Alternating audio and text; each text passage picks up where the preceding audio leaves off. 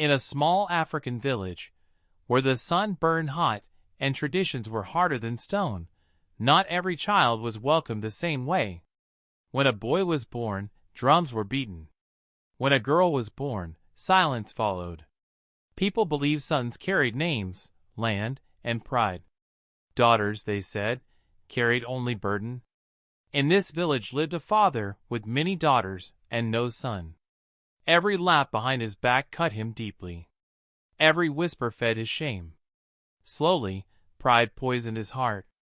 And one night, blinded by desperation, he made a choice no father should ever make. He sold his own child. But what he did not know was this: the world never forgets such choices. Karma walks slowly, but it always arrives.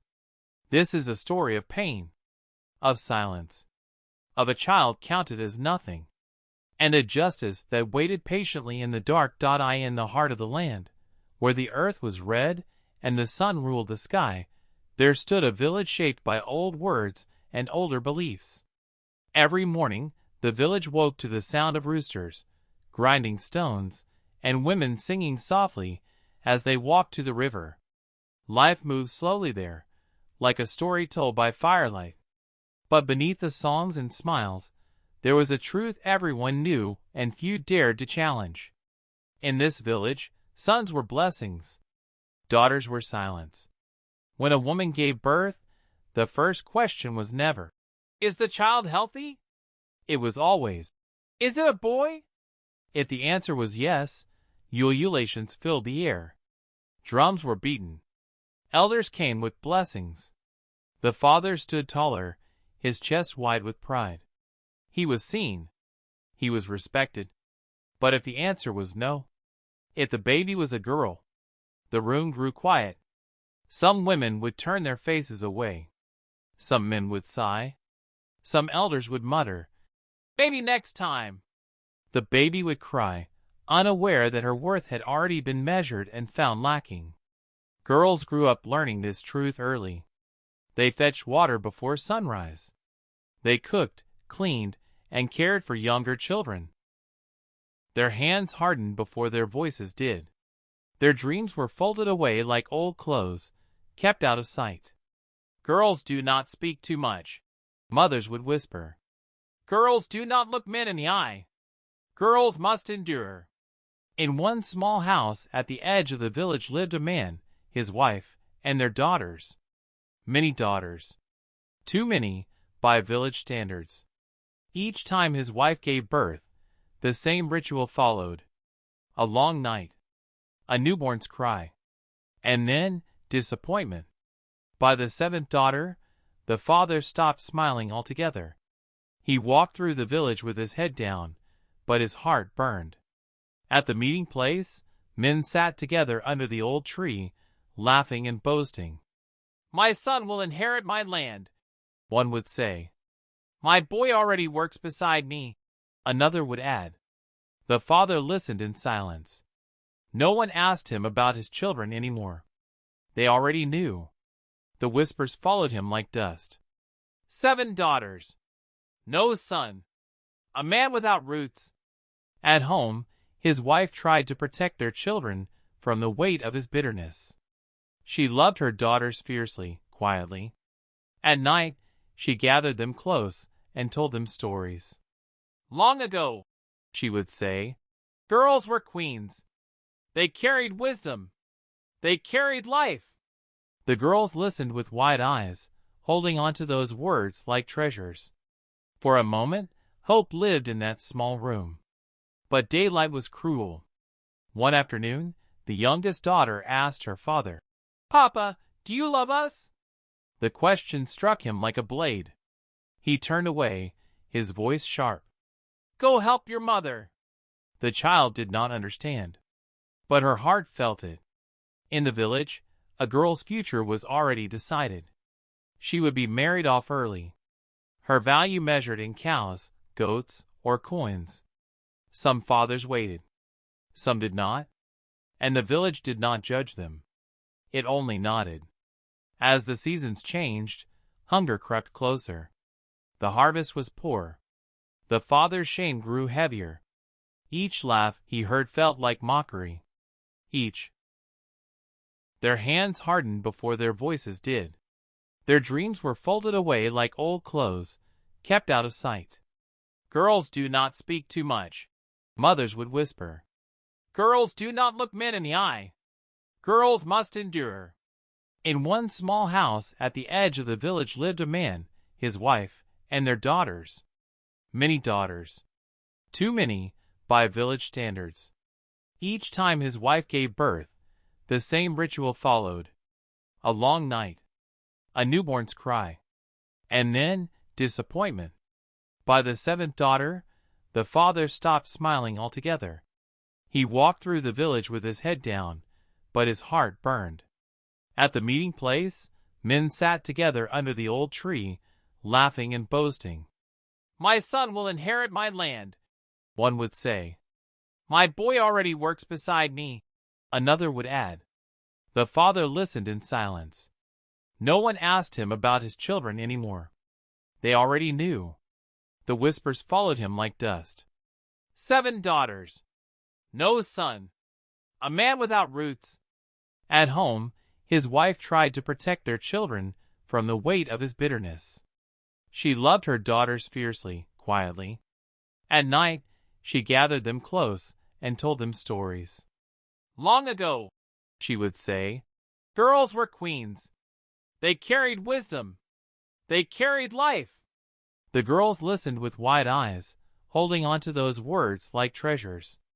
For a moment, hope lived in that small room. But daylight was cruel. One afternoon, the youngest daughter asked her father, "Papa, do you love us?" The question struck him like a blade. He turned away, his voice sharp. "Go help your mother." The child did not understand, but her heart felt it. In the village, a girl's future was already decided. She would be married off early. Her value measured in cows, goats, or coins. Some fathers waited. Some did not. And the village did not judge them. It only nodded. As the seasons changed, hunger crept closer. The harvest was poor. The father's shame grew heavier.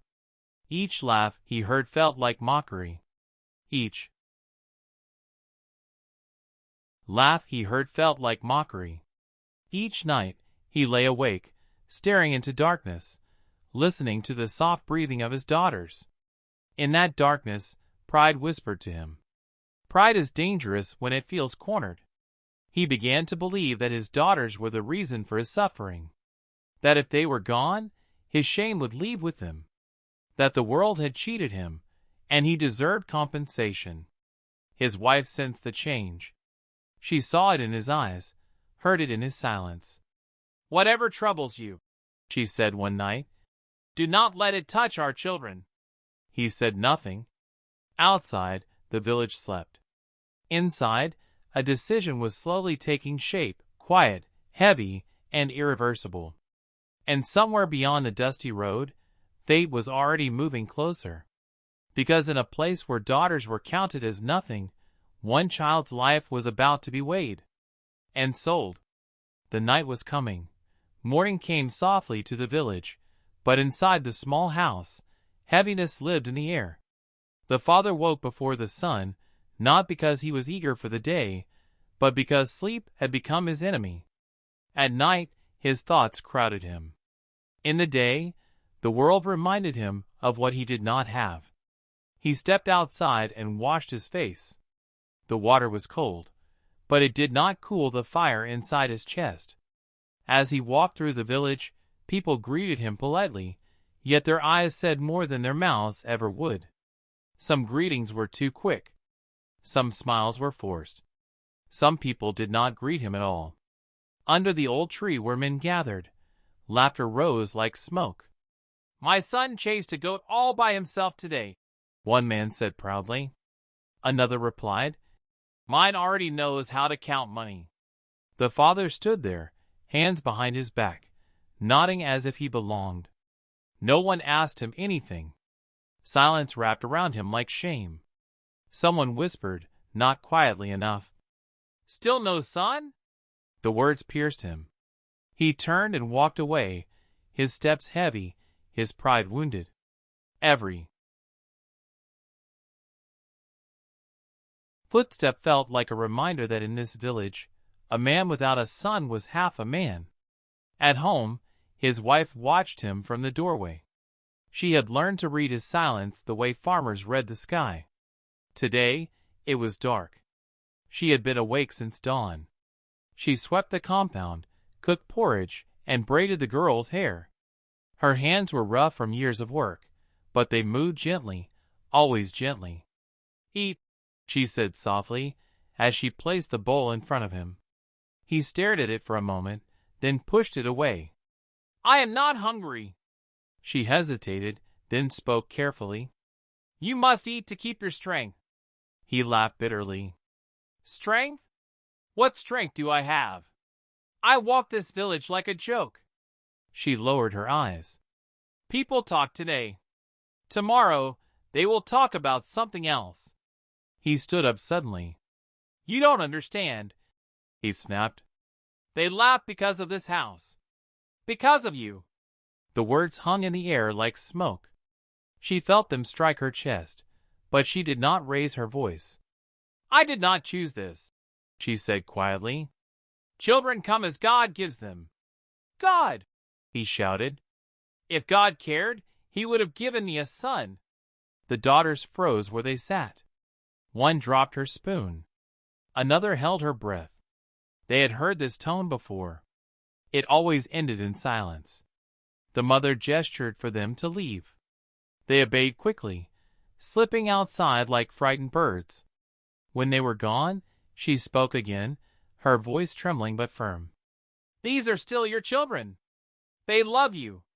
He turned away. "Love does not carry my name. Love does not protect me from mockery." That night, the house was quiet. Too quiet. The mother lay awake beside him, listening to his breathing. She wanted to speak, to remind him of the nights she labored, the prayers she whispered, the children she carried on her back. But she knew his heart was closed. So she turned away and cried silently. Her tears soaked the edge of her mat. She pressed her wrapper against her mouth, so no sound would escape. She cried for her daughters, who were growing up learning to feel small. She cried for her husband, who was drowning in pride. She cried because she sensed danger, but could not yet see its shape. "Please," she whispered to the darkness, "do not let shame destroy this family." The next day, the father went to the market. There, he saw a woman carrying a baby boy. People greeted her warmly. "Strong woman," one said. "You have blessed your husband," another added. The father felt something twist inside him. Envy, anger, a deep, aching bitterness. As he walked home, his mind wandered to dark places. Thoughts he had once pushed away now felt closer, louder. At home, his wife noticed his distant eyes, the way he avoided looking at the children. Fear settled in her stomach like a stone. That evening, she tried again. "Whatever troubles you," she said gently, "we can face it together." He looked at her, and for a brief moment, his eyes softened. But then pride returned, hard and sharp. "There are things you would not understand," he replied. She watched him walk into the night, her heart pounding. She did not know where he was going, but she felt it clearly now. Something was about to break. And while the mother cried in silence, and the father wrestled with his shame, fate was already moving, quietly, patiently, toward their door. The wind outside whispered through the trees, carrying with it the sound of footsteps not yet heard, and a stranger not yet seen. The stranger arrived on a market day when the village was loud and distracted. Goats bleated, women bargained, children ran between stalls. No one noticed him at first. He wore clean clothes, not too rich, not too poor. His sandals were dusty, but his smile was polished.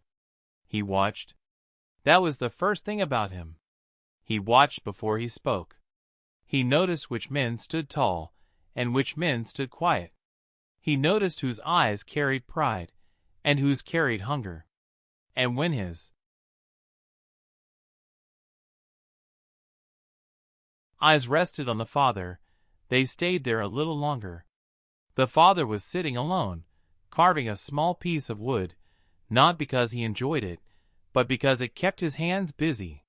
Shame had made his shoulders curve inward. The stranger approached slowly, like someone who did not want to scare a wounded animal. "Good day, brother," the stranger said warmly. The father looked up, surprised. "Good day. You seem troubled," the stranger added gently, as if concern came naturally to him. The father hesitated. In the village, men did not speak of weakness. But there was something about the stranger's voice, soft, respectful, patient. "Life has many burdens," the father replied. The stranger nodded knowingly. "Yes, especially for a man. A man must carry respect on his back, even when it is heavy." The father's eyes flickered. "You understand," he said quietly. They walked together through the market. The stranger spoke of other villages, of opportunities, of men who had risen from nothing. His words flowed smoothly, like honey poured slowly. "In this world," the stranger said, "some people are born lucky. Others must create their luck." The father listened. Each word landed exactly where it hurt. Later, under the shade of a tree, the stranger lowered his voice. "Forgive me for being direct," he said, "but I see a man whose pride has been wounded." The father stiffened. "You do not know me." The stranger smiled gently. "I know pain when I see it." There was a long silence. Then the stranger spoke again, carefully. "I help families," he said. "I take children who are unwanted and give them better lives. Food, shelter, purpose." The father's heart began to race. "Children?" he asked. "Yes," the stranger replied calmly. "Girls mostly. Some families have too many mouths to feed. Some men need relief." Relief? That word echoed loudly in the father's mind. "What do you give in return?" the father asked, his voice barely steady. The stranger reached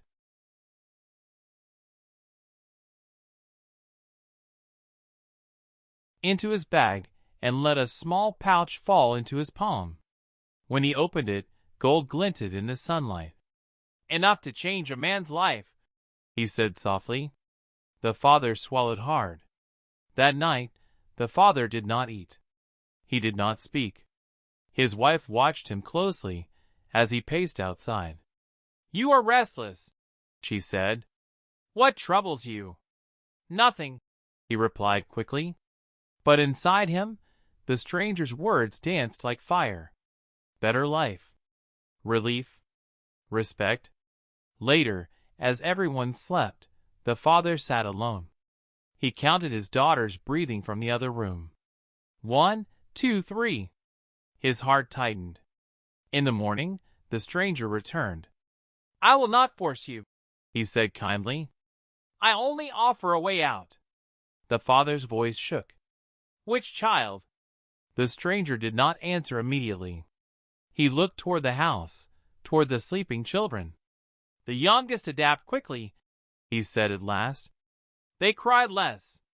That night, the mother dreamed of her child calling her name from far away. She woke up sweating, fear gripping her chest. "Please," she whispered, "protect my children." Outside, the moon watched silently as the father stood at the doorway, torn between love and pride. The stranger waited in the shadows. Gold weighed heavy in the father's pocket. And the choice was no longer a question of if. It was only a matter of when. The night grew darker, and footsteps began to move toward a decision that could never be undone. The night came without warning. No storm. No drums. Only a quiet moon hanging low watching. The house slept early. The fire died down. Crickets sang as if nothing in the world was wrong. Inside, The children lay close together, their breaths soft and steady. The youngest curled into her mother's side, fingers gripping the edge of her wrapper like it was the only safe thing she knew. The father sat awake. He did not lie down. He did not pray. He stared at the doorway, listening to the silence grow louder.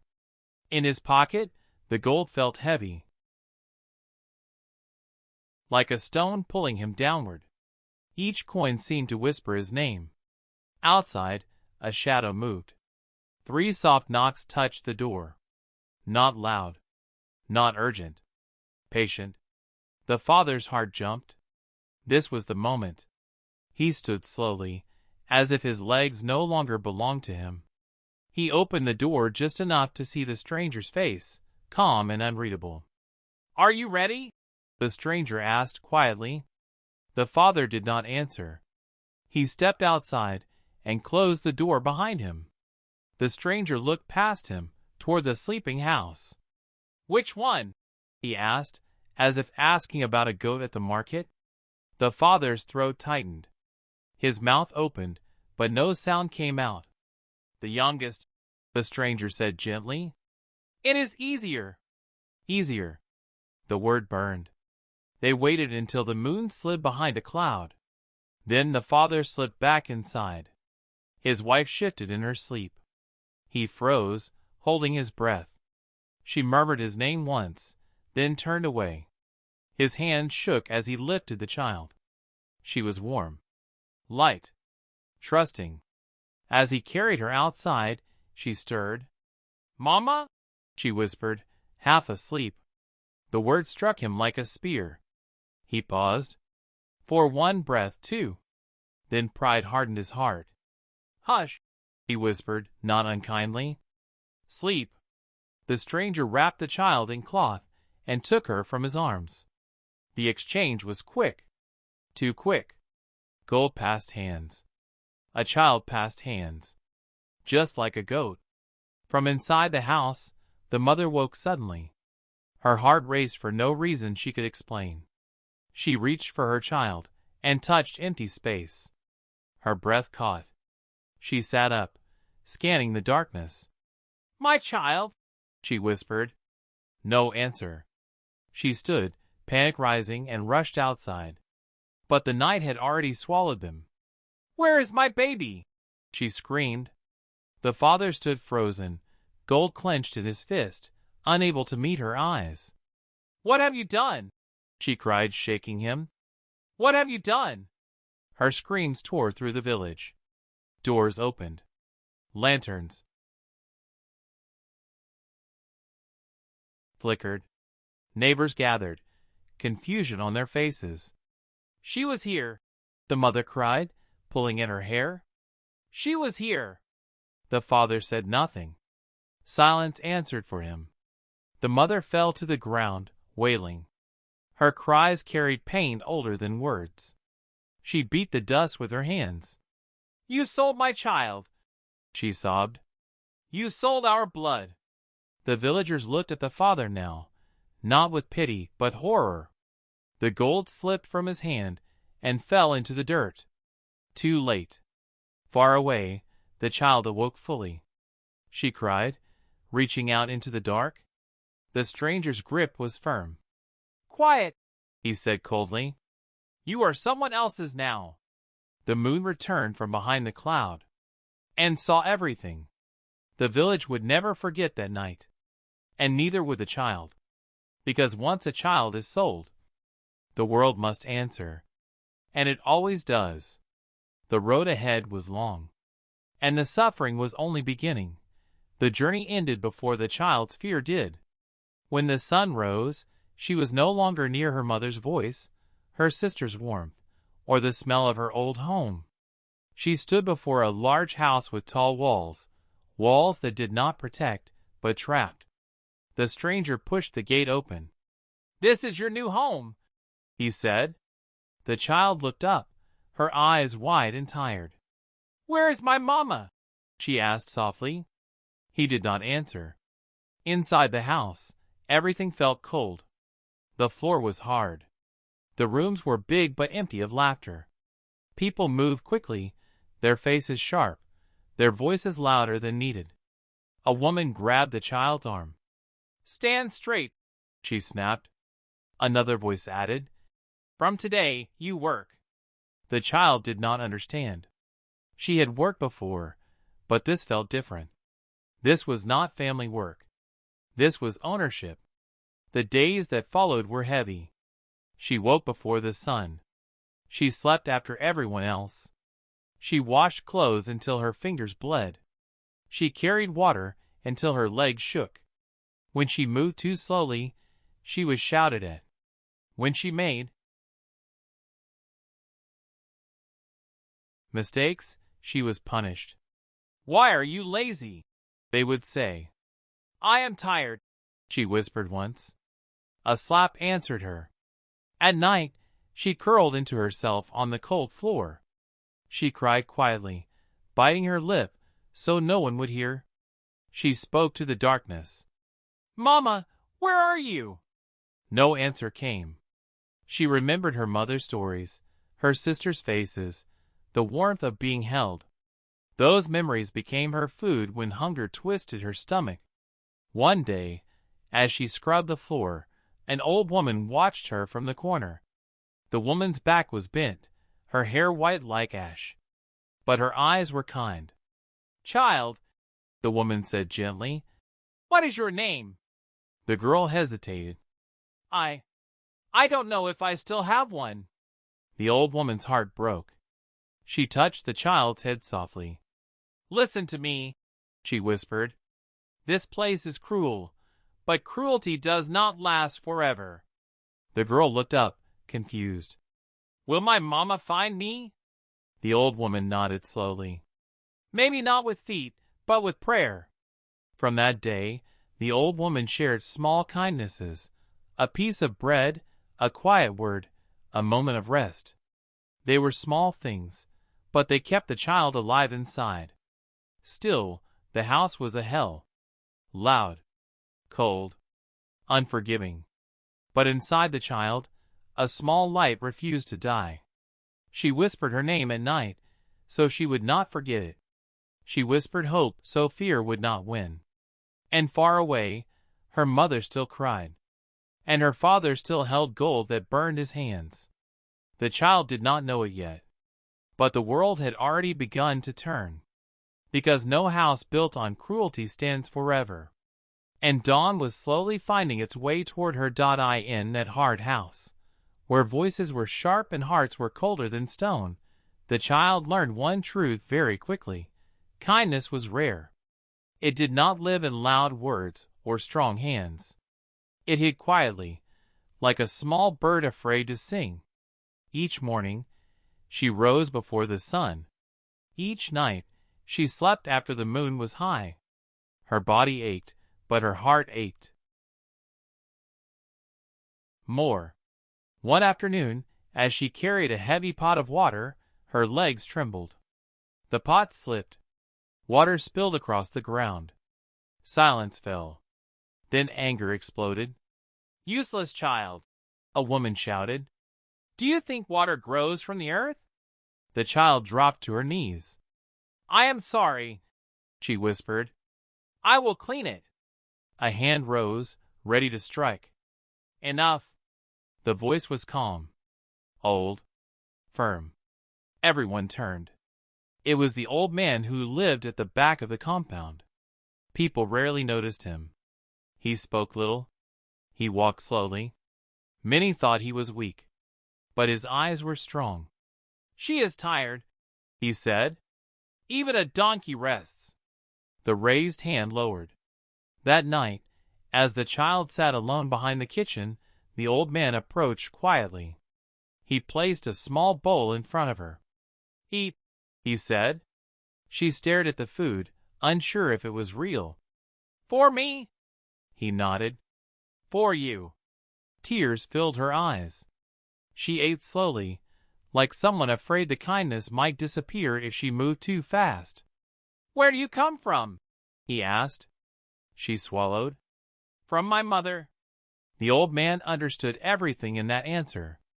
"Listen, child," he said gently. This place may own your body, but it will never own your spirit. Keep your heart clean. That is how you survive. From that day, small mercies followed. A warning before punishment. An extra piece of bread. A quiet place to rest for a moment. Once, when she cried in her sleep, the old man covered her with a cloth. You are not alone, he whispered. Even when it feels like it. Those words stayed with her. They became her strength. The house did not change. The cruelty did not stop. But inside her, something grew, hope. Small, fragile, but alive. She began to believe that not all hearts were dark. That somewhere in the world, goodness still remembered her. And far away, unseen and unheard, the balance of life was shifting.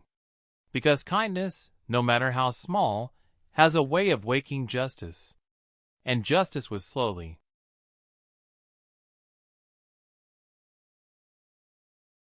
Opening its eyes. Time passed, slow and heavy, like a drumbeat that refused to stop. Days turned into weeks.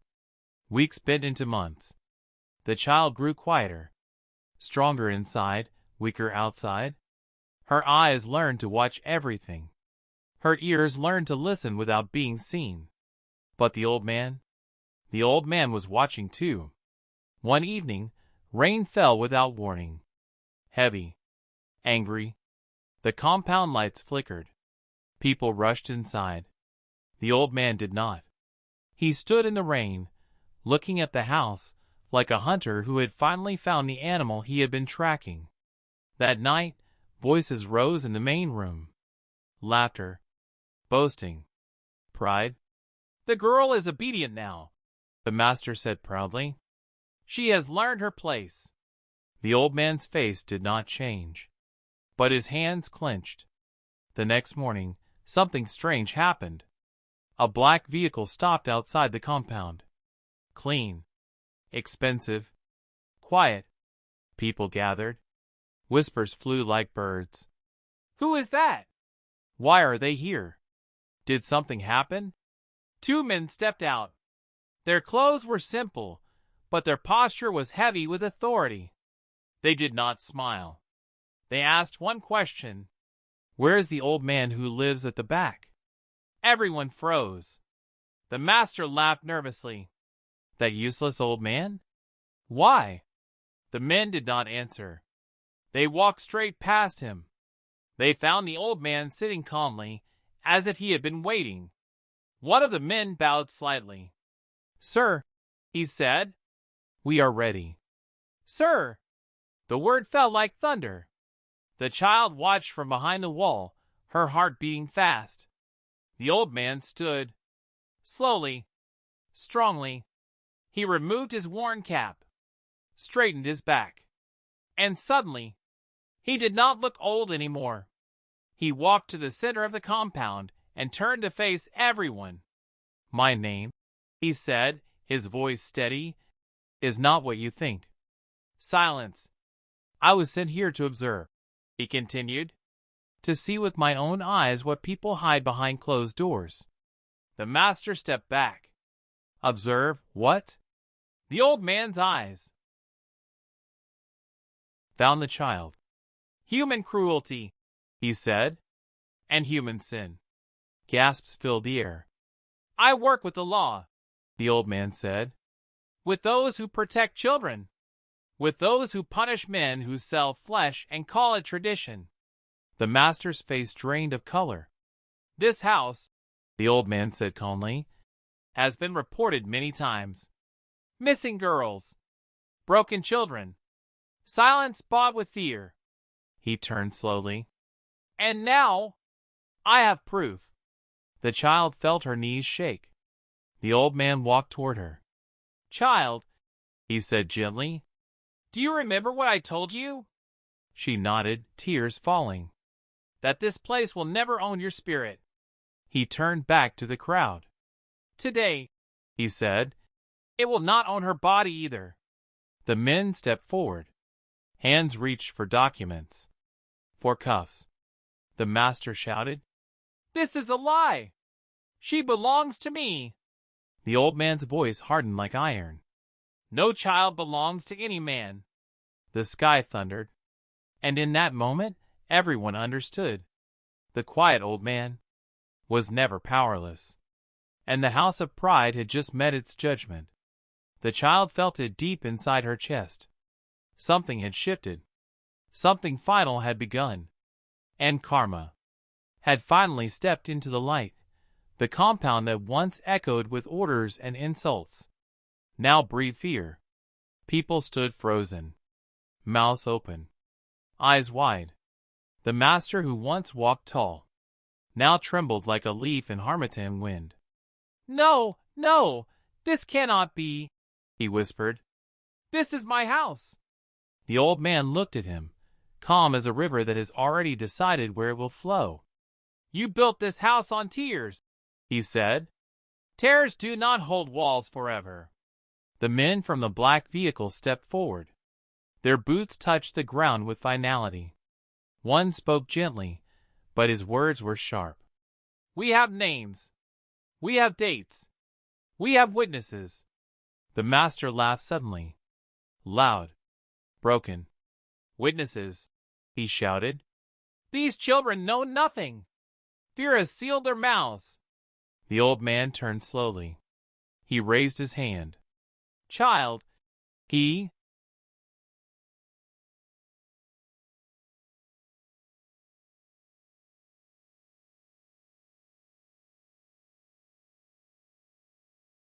said softly, "Come." The girl stepped forward. Each step felt like fire on her feet. But something stronger pushed her. A voice inside her chest she had never heard before. She stood in the open. For the first time, she was seen. "Tell them," the old man said. "No one will touch you." The master shook his head wildly. "Do not listen. Remember who feeds you." The girl closed her eyes. She remembered the night, the rope, the darkness, the pain that had no name. She opened her eyes. "My father sold me," she said quietly. "My mother cried but said nothing.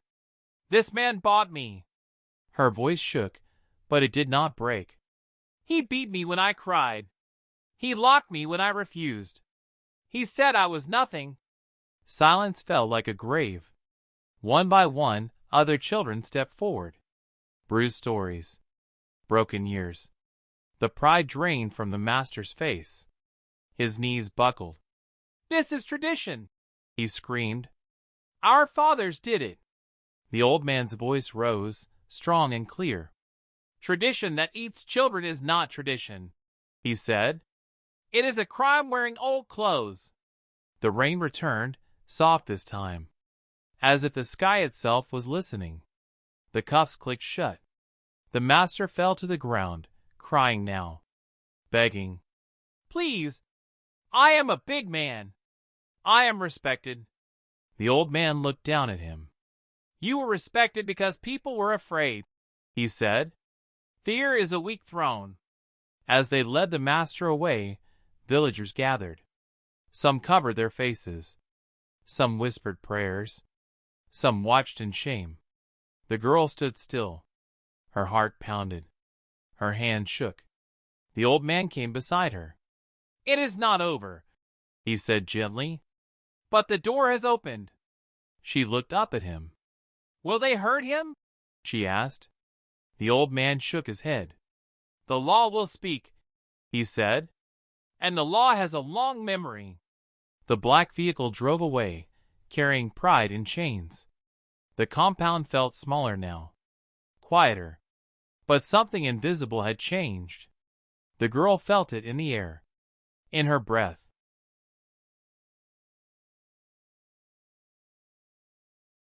in her bones. For the first time since she left her village, she felt taller than fear. And far away, where mothers once stayed silent, and fathers hid their faces, Karma had knocked. Not softly, not politely, but with a force that could not be ignored. And the echo of that knock was still rolling forward, Toward a reckoning no one could stop, the sun rose without hurry, as if it wanted everyone to see. The square filled slowly. Old men with walking sticks, women with babies tied to their backs, young boys who once laughed at crying girls. No drums played. No songs were sung. Only murmurs. In the center of the square stood a wooden table. Behind it sat 3 elders, faces carved by years and truth. Beside them stood the lawmen, quiet and firm. The master was brought out. His fine clothes were gone. His head was lowered. Dust clung to his feet like shame that refused to leave. People stared. Some with anger. Some with fear. Some with regret. The girl stood at the edge of the crowd. Her heart beat loud in her ears. The old man stood beside her, steady as a tree. "Look," he whispered, "not to enjoy it, but to heal." The first elder spoke. "We have heard the children," he said. "We have seen the marks. We have followed the money." The master lifted his head. "This land made me powerful," he shouted. "You all bowed to me." A woman stepped forward. Her voice cracked like dry wood. "You bowed because we were afraid," she said. "You fed on our silence." Another voice followed. Then another. Stories spilled like broken pots. Names. Places. Years stolen. The square breathed as one. The lawman read the judgment slowly, so every word could sink deep. Buying children is a crime. Selling children is a crime. Breaking bodies and spirits is a crime. Each sentence fell heavy. The master dropped to his knees. "I will pay," he cried. "I will build schools. I will give cows." The oldest elder stood up. "You already paid," he said, with tears.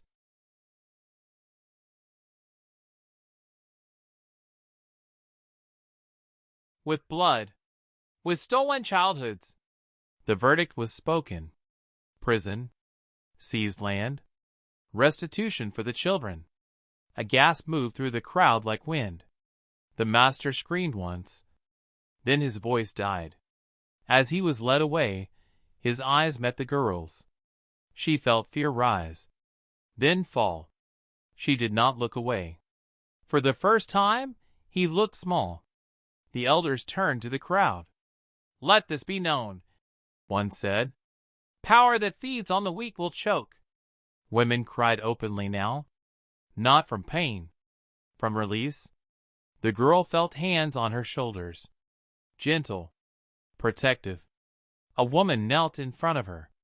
"I am sorry," she whispered. "We should have spoken sooner." The girl nodded. Tears ran freely down her face. They were warm. They were clean. Later, the square emptied. Footprints remained in the dust. Evidence that something had happened here. Something real. As the sun leaned west, the old man walked with the girl. "Justice does not erase the past," he said softly, "but it clears the path." She looked ahead. The road was long, but it was open. Behind them, shame lay in the dust.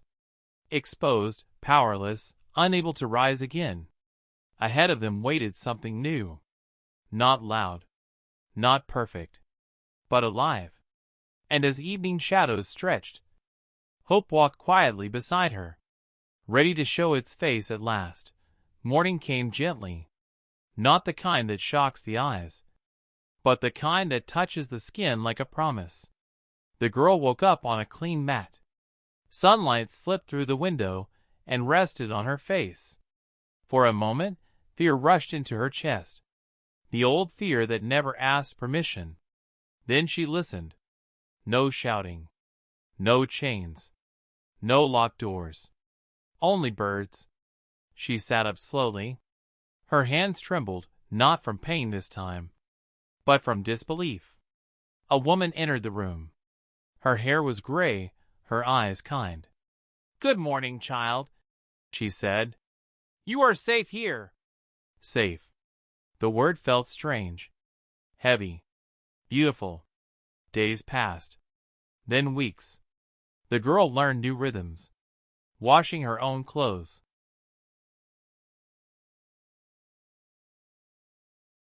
Without fear. Eating without rushing. Sleeping without listening for footsteps. They gave her a book. At first, she only touched it. Then she opened it. Letters became sounds. Sounds became words. Words became doors. Every lesson felt like healing. Every page turned felt like a small revenge against the darkness.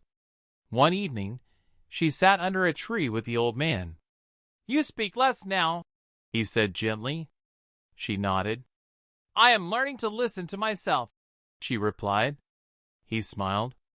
News traveled far, as news always does. Back in her village, things had changed. People spoke more carefully. Mothers held their daughters closer. Fathers lowered their voices when pride tried to rise. Some were ashamed. Some were afraid. But no one laughed at daughters anymore. One day, a woman arrived. Thin. Eyes tired. Steps unsure. It was her mother. They stood facing each other, silence between them like a river. "I had no voice," her mother whispered, "but I had love." The girl stepped forward and held her. "I know," she said, "and now we will learn to speak together." They cried. Long. Deep. Those tears did not burn. They washed. Years moved like slow drums. The girl grew taller. Stronger. Brighter. She stood before crowds now, telling her story, not with anger, but with truth. "If you sell a child," she said, "you sell your future." People listened. Some cried. Some changed. One afternoon, she returned to the square where justice had spoken. Children played there now. Girls ran freely, dust on their feet, laughter in their mouths. She closed her eyes. The past knocked softly. But it no longer ruled the house. The old man stood beside her once more. "You have turned pain into light," he said. She shook her head. "No," she replied. "I walked through pain and found light waiting." As the sun dipped low, its glow painted everything gold. Not the gold that buys silence, but the gold that warms and stays. The girl walked forward, not as something that was,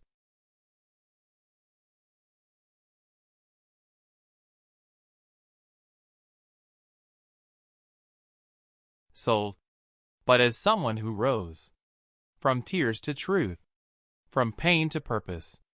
And somewhere, deep in the dust where shame once lived, nothing remained but footprints, leading away from darkness, toward a future that finally had a name. And so, from pain came reward. From tears came light. This story reminds us, no action is forgotten. No cruelty goes unpaid. And even the smallest heart can change the world. Because karma may be patient, but it never arrives late.